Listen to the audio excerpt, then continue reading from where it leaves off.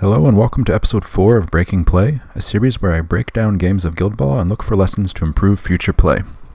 For this episode, I invited the esteemed Dr. Longshanks himself, Sam Bredesen, to a game between his order and my miners, which we recorded at the Gaming Goat in Oak Park, Illinois. With the recent release of the Miners Guild and addition of Ball of Light for the order, we were both excited to explore what these teams could do. Let's get to the game and find out what we learned.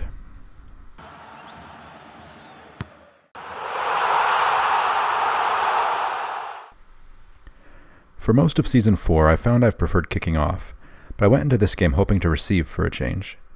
I was a little concerned about seeing Order with 2 balls to start the game, as scoring first was going to be an important part in this matchup of teams that are happy to go after 3 goals. I also wanted to try out some ideas I had for slowing the tempo of the game and taking on the control role, and I thought receiving would give me the best position for doing that. Luckily, my beautiful Beard Minis die came through on the initiative roll, though it took us 3 rolls to get there. I drafted Fisher, Colossus, Mule, and Spade to Sam's Harry, Spigot, Mist, and Fangtooth. He was playing what is basically the standard Order lineup. As I understand, Order players take this lineup near every game. I've come to settle on Fisher and Mule in every game with the Miners, with the other 2 slots flexing for different matchups, though I'm still not sure where I want each of the other 4. Here I thought Spade was the pick as I needed a great striker and somewhere to store the ball, and Colossus likewise provided a good spot to place the ball. He's also a nice flex piece with Mule for when I want to focus on a 2-2 game plan. Sam lines up with Brisket on one end, with Spigot, Harry, Fangtooth, and then Mist on the other end to her right, with Pride wedged behind Brisket and Spigot. Brisket has the ball to kick off. I line up a bit wider, with Colossus on the same end as Brisket, and then moving across Fisher, Mule, Shaft, Spade, and Digger. I make sure to keep Colossus and Mule both within 1 inch of Fisher, allowing for her to use You're Coming With Me at any opportunity. Brisket stays within Harry's 4-inch Inspiring Hat aura on our kickoff jog, and the ball scatters just over the line near the center of the pitch. Spigot starts off with the Gleaming Ball of Light. Moving to allocation, I put 4 on Spade, 1 on Fisher, 2 on Colossus, 1 on Mule, and 5 on Shaft. I'm anticipating retrieving the ball with Mule and making a goal run with Spade at some point. 1 lets Fisher put up grinding tracks or sprint. 2 gives Colossus the option of charging in for maybe an unexpected arrival. And the remaining 5 let Shaft also threaten a strong activation and possible goal run. Sam loads up Brisket with 6 and Mist with 4, giving the remaining 3 to Spigot. This will let Spigot do his passing shenanigans to set up Brisket and Mist for a powerful double goal threat on the first turn. I do activate Mule first, placing and jogging to in front of the obstruction and picking up the ball. He then passes back to Shaft, who dodges up next to the obstruction, between Mule and Fisher. I'm a little concerned I've put the ball in a risky spot with no momentum to respond to a goal run from Brisket, though I haven't played against her enough to know how good her threat is from this position. However, I think I can prison her and set up an early takeout and goal on the next turn to go up 6-4 if she does take a goal run here, followed by taking out the Order's follow-up striker, likely Mist, before a second goal to take out the game, to close out the game. Sam opts to set things up with Spigot first. He starts off passing the Ball of Light to Fangtooth, dodging up to right behind Brisket and banking the momentum thanks to Harry's Inspiring Hat aura. Fangtooth then uses Pot-Bellied Pass to pass it right back to Spigot, succeeding thanks to being in tap-in range. Spigot then passes to Mist, who dodges forward into cover. Spigot then uses his heroic play reading the game to have Mist pass back to him, letting Mist dodge another 4 inches forward, remaining in cover of the barrier. Spigot spends his final influence to pass the Ball of Light to Brisket, dodging her 4 inches forward and banking another momentum thanks to Harry's aura. Spigot forgets to jog forward, but his activation turned 3 influence into a net 16 inches of move and 3 momentum for the team, with fully loaded Mist and Brisket both standing just shy of midfield to either side of my goal, heavily threatening the ball. Not bad. I decide I have to go with Shaft now, to either put in a goal for the first strike or get the ball to safety. After spending some time measuring out some various lines and checking rush keeper distance on Pride, I recognize that Brisket's position is actually precarious and gives me a chance to prison her before she activates. Shaft secret tunnels forward slightly, staying within 6 inches of the entire team, and activates his legendary play, We're Going Underground. I place Fisher first, electing to use her trait You're Coming With Me on Colossus, and placing him in front of her. Mule places forward so he's engaging Brisket. Spade and Digger both place directly forward up the pitch. Colossus places to be engaging Brisket, and finally Shaft places himself to be engaging Brisket. His first attack hits the knockdown, and the Ball of Light has a brilliant scatter for the miners, moving 5 inches to the 6 and ending up behind Colossus and Fissure. Shaft then hits Momentous 2 push, followed by Momentous 2 double push, moving Brisket into the center of the Mule, Colossus, Fissure triangle. He then jogs back to 2 inches of her and swings again, hitting the Momentous tackle push, moving her more central to the triangle, and then bonus times the final attack and hits the Lodestone, pulling all 3 50 mil models into base contact with her, trapping her in place, though clearing Colossus is stoic in the process. With 3 crowd outs and 2 to 3 armor on each of the models Brisket can swing at, she's not likely to do much of anything with her 6 influence. Shaft then drops the ball to Fissure and ends his activation. Sam spends a good bit of time measuring out whether there's a way for Mist to get to Fissure to try and take the ball, but ultimately decides against that plan and jogs Fangtooth forward into cover, behind Mist, delaying and setting up for next turn. I delay as well, moving Digger forward in an attempt to further disrupt Mist's path to the ball. Sam continues with delaying activations, jogging Pride forward to max 4 inches of the goal to keep Brushkeeper alive. Fissure activates next, and I make the first blunder I recognize in the game here. She passes the ball back to Spade, who dodges to the opposite side of the obstruction she's next to. Through a bit of tunnel vision, I had it in my mind that that side of the obstruction was safe from Mist's threat. But Spade herself having moved opened up the path around the back side of the obstruction for him. Being in cover is also counterproductive against Mist. I was still hoping to keep a goal run alive, but I think instead I should have dropped the ball to Colossus and spent Fissure's 1 influence to attack Brisket, settling for dominating the momentum and taking a goal turn 2. At the end of this activation, I finally decide to bust out my order cards for reference, as I'm not very familiar with all their details. Sure enough, Mist activates next and is able to sprint to engage Spade in cover. His first attack clears close control, and Spade counters his second. He gets the Momentous tackle, but she bonus times the counter and gets the tackle back. This ends his goal run, and I breathe a sigh of relief. His final attack does hit a Momentous tackle again, however, and he ends his activation holding onto the ball. Here I make a second, even greater blunder and activate Colossus, but more on that in a moment. Colossus wraps to the 1 on his first attack, taking 4 damage and Momentous singled out, then attacks again for non-Momentous 3 damage. His activation ends with Brisket on 4 health. Brisket activates next, sacrificing her advance to stand up, and then declares her legendary play Worthy Sacrifice. I'd forgotten about her legendary, and Sam did a brilliant job of not tipping me off to it by calling attention to the 6-inch distance between them prior to this, or else I just missed it. Had I seen it, Spade could have gone instead of Colossus and used Controlled Explosion to automatically push Mist out of cover and out of range of Worthy Sacrifice, then likely taken the ball from him and run off behind the rest of my team. Lesson learned. Carrying on with Brisket's activation, she places in base with Mist, engaging Spade, and begins to attack Spade. She takes a Momentous tackle dodge, followed by a Momentous 2 damage dodge, and then a non-Momentous double dodge out of engagement. She then buys I'm Open to have Mist pass her the ball, bonus times the pass, and succeeds, before spending her last influence to make a tap-in shot on goal, only needing a 2. She succeeds and then runs the length up parallel to my goal line to project threat on that side of the pitch for my goal kick. Sam realizes he's also made a blunder here, as he could have spent momentum to heal her back up to 8 health before kicking the goal. However, the turn ends immediately after the successful kick, and it's too late to go back. The score is now 4-0 for the Order. I resolve my goal kick, placing the ball just behind Shaft and Fissure, where it can't scatter to anyone on the Order. It scatters a partly unlucky 6 inches to the 3, ending up between my team and Spigot. I do some measuring to try and find a goal run from Spade, but I'm foiled by my own mascot as he's blocking the only path she'd have to get to the ball in range of the goal.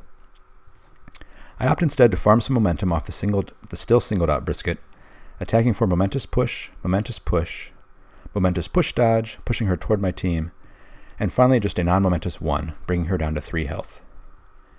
Harry ends the turn jogging up toward the ball, ending just out of reach of it. Order leads in momentum 6-4 at the end of the turn. We reveal game plans, and Sam chooses Grudge Match to mine the offside trap. I considered dropping Seize the Initiative to try and, well, seize the initiative, but I didn't figure he'd play under it, and letting him dodge first would just let him take the ball immediately. Offside trap, I figured, would at least perhaps make it difficult for him to hit a snapshot through Mist, and give me a chance to respond before he scored again. He put Singled Out on Mule, and I put it on Harry. Allocation goes 4 on both Spigot and Mist as his best ball threats, and then 3 on Brisket and 2 on Harry. I put the full 3 on Colossus, 4 on Mule, 6 on Shaft, and just 1 on Fisher for grinding tracks. Spigot starts to turn off again and showcases again what the order can do with the ball. He jogs up to engage Mule, collecting the ball on the way. He buys an attack and I counter. He may be liable to dodge out, but a knockdown here would be disastrous for him if he misses it. He also needs to generate some extra momentum thanks to my plot card, so forcing him to dodge out here could make that more difficult. He takes a momentous dodge out of engagement, remaining in Harry's aura, and then spends his second influence to pass to Harry, banking the momentum and dodging up to the edge of the aura. He then heroics to have Harry pass back, banks that momentum and dodges up into cover, engaging Digger. He attacks Digger, only getting a non-momentous 1 damage. At this point we both realize that all the dodging has gotten Spigot in 8 inches of the goal himself, so he doesn't even have to try to snapshot through Mist. Mist being closer to the goal avoids the effect of my game plan card also, so he spends his last influence to take a shot on goal, bonus timing back to 4 dice, and hits it, taking the score to 8-0 for the order. I'm in a rough spot now, down 8-0, with both Mist and Brisket carrying influence near my deployment line. It's going to take some careful defensive play to get back into this game. I kick the ball out as far as possible behind my team, and it scatters 1 inch to the 5, landing right on top of the ball of light, slipping to base contact next to it thanks to the rule of least disturbance. I activate Spade to protect the ball, secret tunneling toward it and then jogging diagonally toward the sideline, picking up the ball and staying out of Harry's threat. Sam spends some time deliberating here about how he can get to the ball to end this game, measuring out a possible route for Mist, but again deciding that it isn't there. He opts to go with Brisket instead, as she's the only model with a shot at getting to the ball where it sits. She declares a charge against Spade, retrieving the ball of light on the way in. Sam bonus times the charge attack, hoping for a perfect roll with a wrap to the 2, but comes out with only 4 successes. The momentous tackle dodge clears close control, and her follow-up attack comes up with only a non-momentous 1 damage dodge.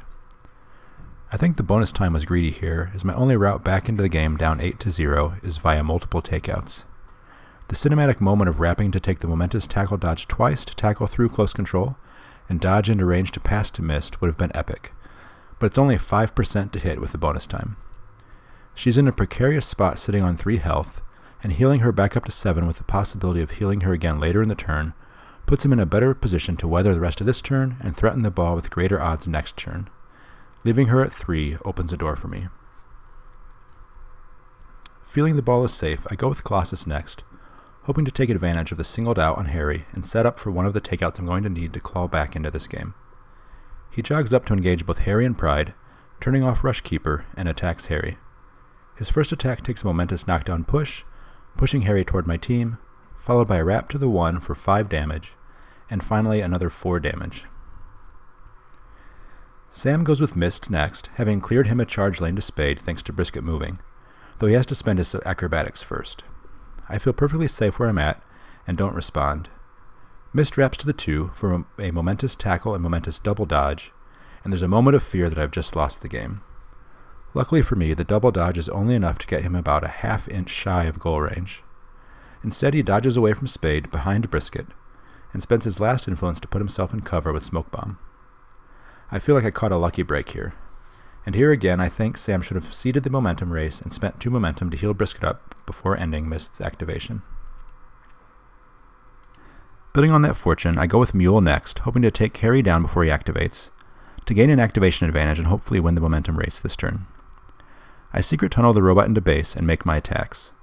First swing wraps to the 1 for momentous 3 double push and non-momentous 1 push, followed by a wrap to the 2 for a momentous 3 double push and momentous lockdown. He's on 3 health and I've got 2 influence left, so the takeout feels extremely reliable and I want the extra momentum. Third swing hits the momentous 3 double push once again, taking Harry out. Mule then jogs up into cover, engaging Pride, and attacks for a momentous knockdown. The score is now 8-2 for the order. Sam is now out of influence, and only has delaying activations to finish the turn. He jogs Fangtooth up toward the center of the pitch, setting him up to engage where needed next turn. I activate Fisher, using You're Coming With Me on her secret tunnel place to bring Shaft with her, moving toward Brisket and Mist, dropping Shaft off engaging Mist. She then buys Grinding Tracks, and jogs into base with both order models, knocking both down, and scattering both the game ball and the ball of light.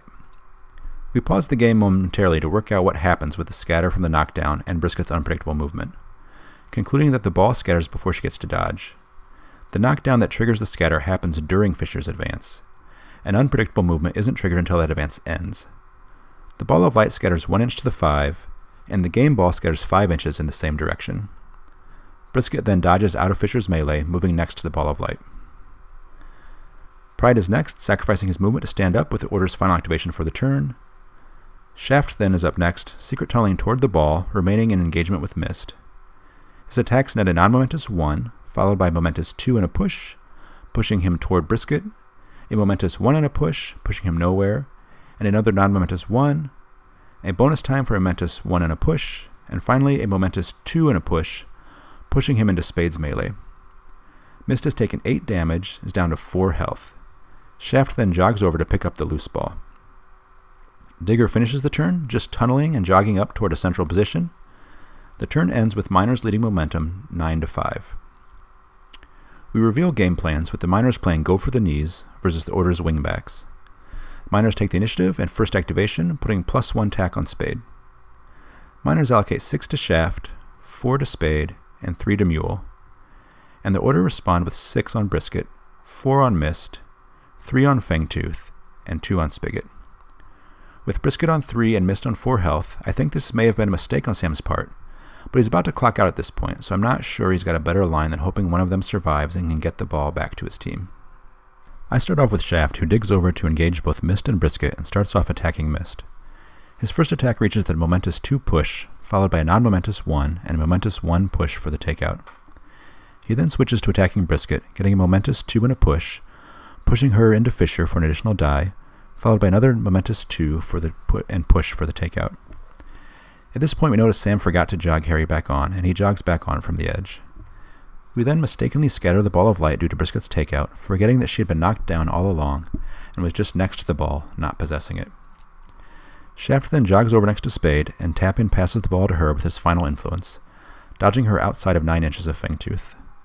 The score is now 8-6 for the Order, and all but over thanks to the clock and Spade holding the ball safely in goal range, and out of threat from anyone on the Order. If it weren't for the clock, I may be able to set up another takeout on Harry, Mist, or Brisket, but it wouldn't be this turn, and Sam would have a chance to get the ball away from me. Had Brisket remembered to heal up for the turn before, then Shaft wouldn't have gotten the 2 takeouts, and she'd have been able to activate, using Shadowlike from the game plan card to dodge out of Shaft and Fisher's engagement. She could have then used a momentum to stand up and start attacking Spade to attempt to take the ball.